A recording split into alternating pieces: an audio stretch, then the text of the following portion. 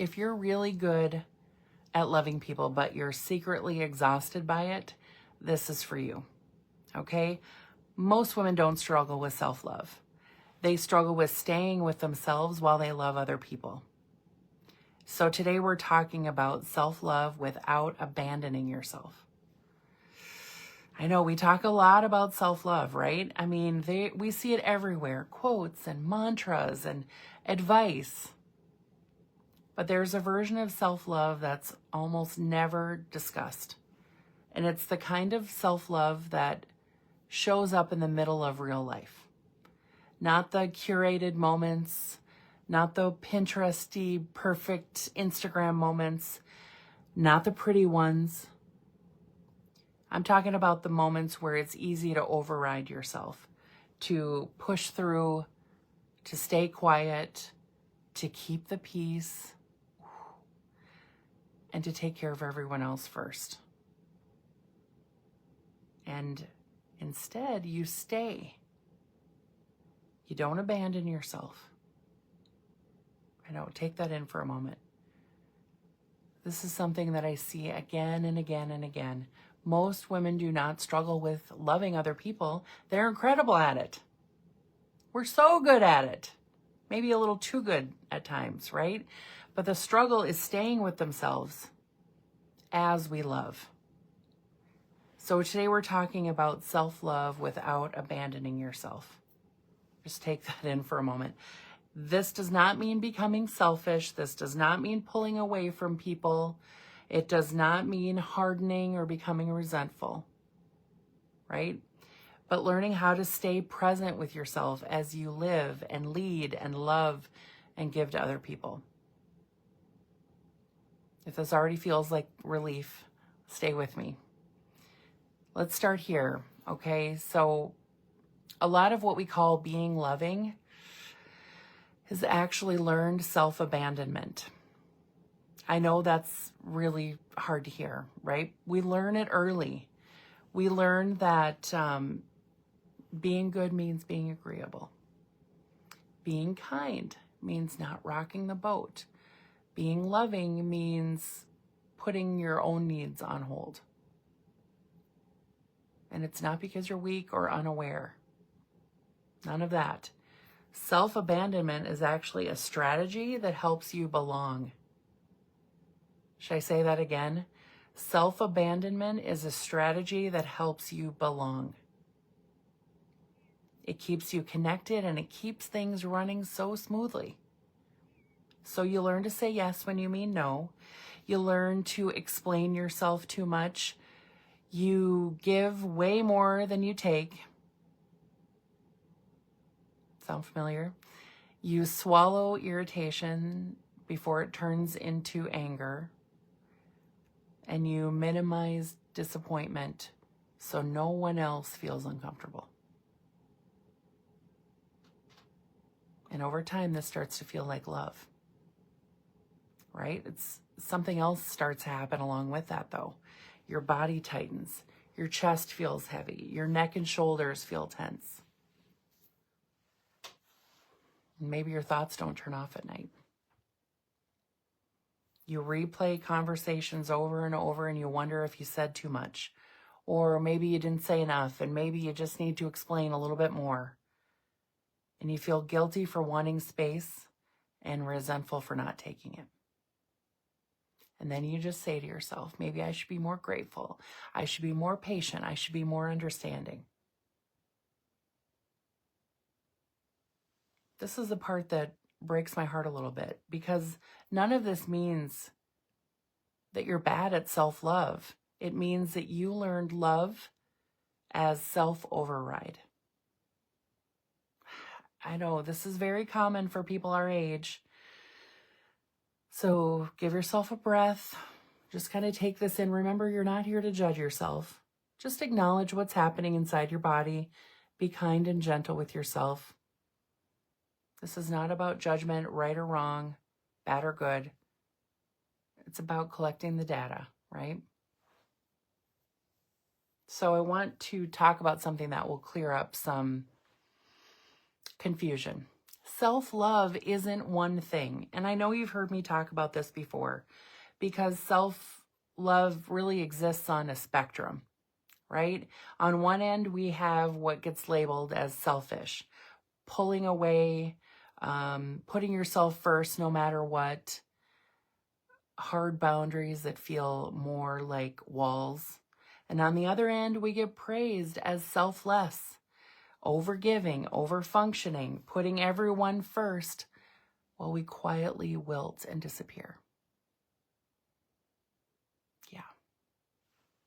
And most of the women that I work with bounce actually between these two ends, right? They either abandon themselves, or they swing so far, or they swing so far in the other direction so that doesn't happen to them.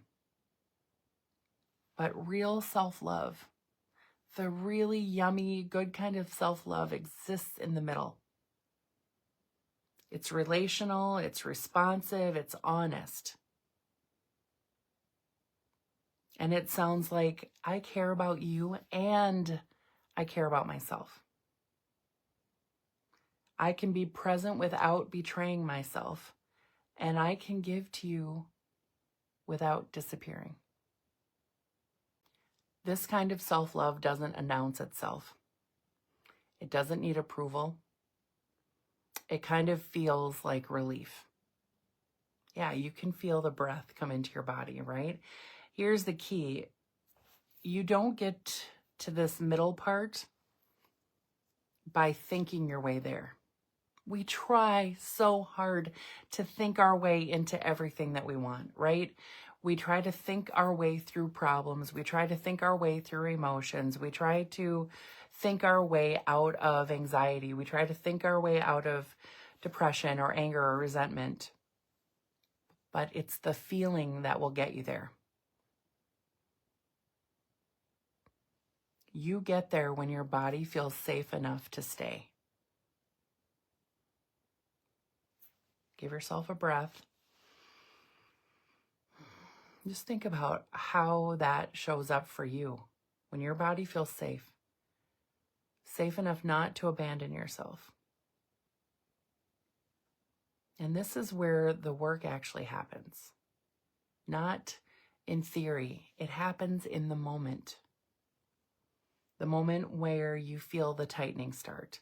The moment when you feel your stomach drop, when you feel your heart racing. This is the moment when you usually leave yourself. You push past it, you override it, you explain it away. You distract yourself, right? So I want to offer you another option. Yeah, take a breath. I want to offer you another option, okay?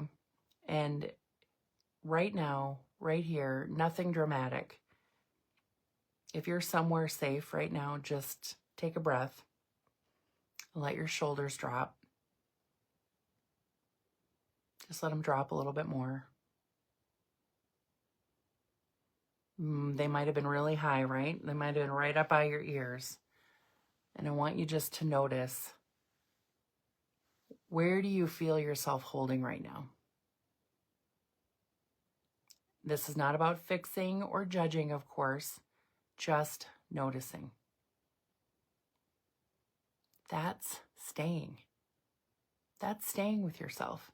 Staying doesn't really mean like indulging every single feeling. It doesn't mean acting on every emotion. But it means not abandoning yourself when the feeling moves. And this not abandoning yourself is what creates real self-trust. I know. We've talked about all these different bits of self-love, and we've talked about selflessness and selfishness, right? But this is the space where you not leaving yourself, this gets to change everything. So give yourself a breath.